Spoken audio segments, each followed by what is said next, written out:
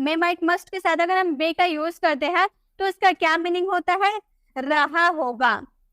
मतलब कोई सब्जेक्ट है वो कुछ कर रहा होगा, इसकी पॉसिबिलिटी है कभी 50% की, तो कभी 20 to 30% की, तो कभी 100% की, लेकिन पॉसिबिलिटी तो है। इसमें वर्ब का फोर्थ फॉर्म आएगा, क्योंकि इसमें रहा होगा वाला सेंटेंस आएगा, कंटिन्यूटी की बात रहेगी, तो इसमें वर्ब का फोर्थ फॉर्म आएगा।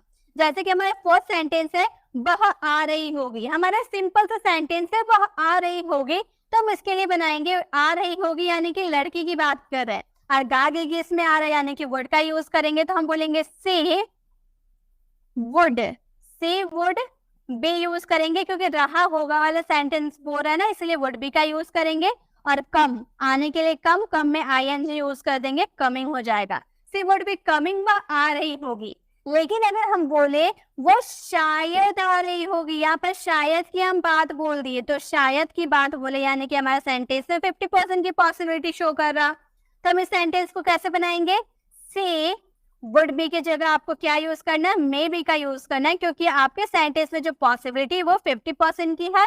आप शायद का यूज कर रहे हैं कि वह शायद आ रही होगी, वो शायद ही आ रही होगी, शायद ही की बात बोल रही है, यानी कि आपके सेंटेंस में कितने परसेंट की पॉसिबिलिटी है, 20 या 30% की पॉसिबिलिटी है, तो आपको क्या यूज करना है, माइट बी का यूज करना है। तो बोलेंगे सी माइट बी, वर्ब का फोर्थ फॉर्म कमिंग हो जाएगा, सी माइट बी कमिंग, वह शायद ही आ रही होगी।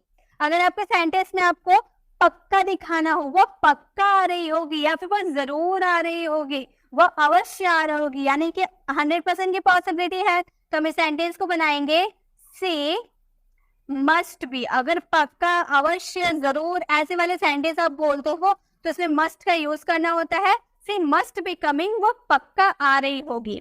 तो जब आपको सेंटेंस में शायद बोलना हो तो उसमें मे बी का यूज कीजिएगा कि शायद वह आ रही होगी, रोहन शायद खेल रहा होगा, रोहन शायद सो रहा होगा। ऐसे वाले सेंटेंस जिसमें रहा होगा आ रहा है और उसमें आपकी पॉसिबिलिटी शो करनी है, कभी 50% की पॉसिबिलिटी, तो कभी 20-30% की पॉसिबिलिटी या 100% की पॉसिबिलिटी, तो उसमें आपको मे, माइट या मस्ट का यूज करना है अपनी सेंटेंस की पॉसिबिलिटी के हिसाब से। ठीक है, नेक्स्ट अब हम देखेंगे मे, माइट, मस्ट के साथ हैव का यूज करेंगे, तो इसका क्या मीनिंग होगा। हैव का यूज करते हैं यानी कि पास वाला सेंटेंस हो सकता है, जैसे कि पास हो सकता है, हैव यानी कि पास हो सकता है, मतलब कुछ हो सकता है आपके पास, इसकी पॉसिबिलिटी है। जैसे अगर हम बोले उसके पास कार हो सकता है, अब सकता है कि हम क्या यूज करते हैं, सकता है कि हम कैन हैव का यूज करते हैं। पास होने की बात करें यानी कि हैव का यूज करेंगे, तो हम बोलेंगे ही, किसी बॉय की बात कर रहे हैं इसलिए ही कैन हैव, कैन के बाद have a car, he can have a car, उसके पास कार हो सकता है।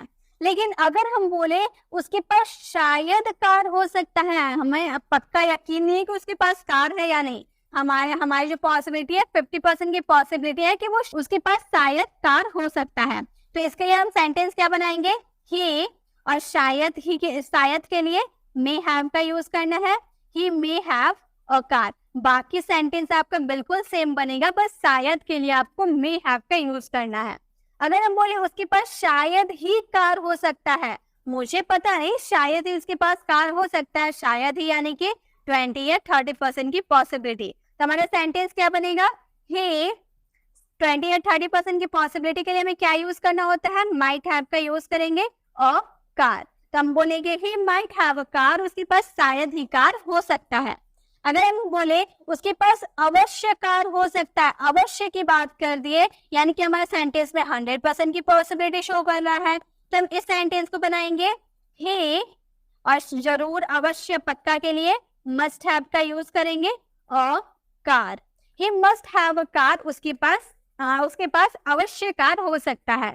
अगर आप कुछ चीज पास होने की बात करेंगे और आपके सेंटेंस में 50% की पॉसिबिलिटी हुई तो मे हैव का यूज करेंगे, अगर 20 या 30% की पॉसिबिलिटी रही तो माइट हैव का यूज करेंगे, या फिर 30 या फिर 100% की पॉसिबिलिटी रही तो उसमें मस्ट हैव का यूज करेंगे। ठीक है, ये क्लियर हो गया। अब हमारा मे, माइट, मस्ट के साथ हैव टू का यूज हम करते हैं करना पड़ेगा।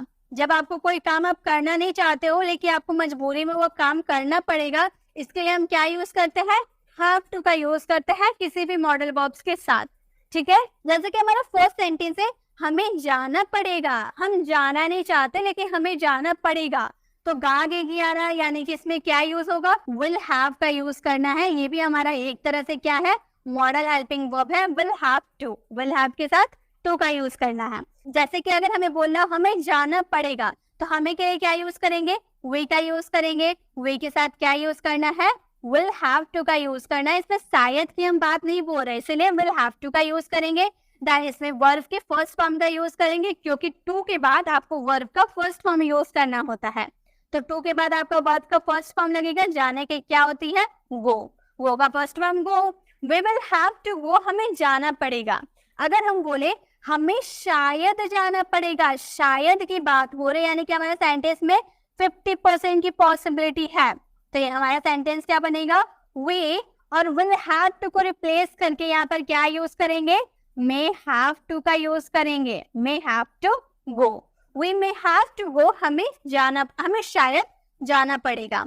अगर हम बोले हमें शायद ही जाना पड़ेगा, यहाँ पे हम शायद ही की बात बोल रहे, यानी कि हमारा सेंटेंस में 20 या 30% की पॉसिबिलिटी शो कर रही है, तो हमारा सेंटेंस क्या बनेगा, हमें यानी कि वी और मे हैव की जगह आपको क्या यूज करना है, might have to, then verb का first form go, we might have to go, हमें शायद ही जाना पड़ेगा। अगर हम बोले हमें जरूर जाना पड़ेगा, जरूर की बात बोल दी, यानी कि हम अवश्य, कंफर्मेशन हमारी 100% की है कि हमें जरूर जाना पड़ेगा, यानी कि मस्ट का यूज करेंगे, हम बोलेंगे we must have to go, we must have to go, हमें जरूर जाना पड़ेगा।